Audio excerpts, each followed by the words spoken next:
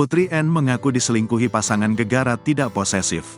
Artis Putri N membongkar soal sikapnya sampai diselingkuhi pasangan. Sikap Putri N yang tidak terlalu posesif membuat dirinya cuek saat pasangan tengah sibuk bekerja. Ternyata sikap Putri N tersebut malah menjadi bencana bagi rumah tangganya yang dikabarkan kandas. Alhasil Putri N merasa gampang dibohongi pasangan, Arya Saloka. Artis Putri N akhirnya buka-bukaan terkait penyebab dirinya diselingkuhi Arya Saloka. Putri N meyakini sifatnya yang cuek membuat dirinya gampang dibohongi oleh Arya Saloka. Bahkan, Putri N dengan santai membongkar alasan sebenarnya Arya Saloka berselingkuh. Menilik pada akun TikTok @balion pada Rabu, tanggal 6 Juni tahun 2024, mengunggah potongan video Putri N tengah melakukan siaran langsung. Pada saat siaran langsung tersebut, Putri N mendapatkan komentar dari salah seorang netizen.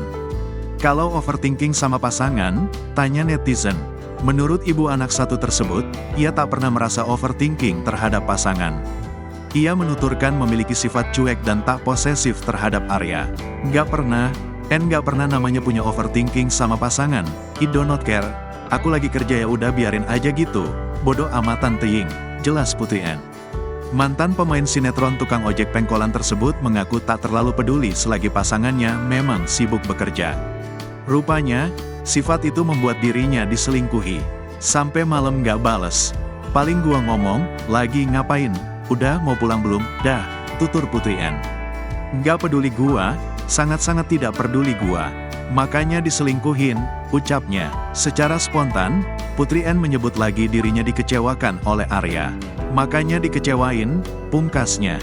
Diduga Putri N dan Arya Saloka sudah resmi bercerai. Walau belum terungkap secara jelas, namun Putri N selalu menyebut bahwa pernikahannya telah berakhir.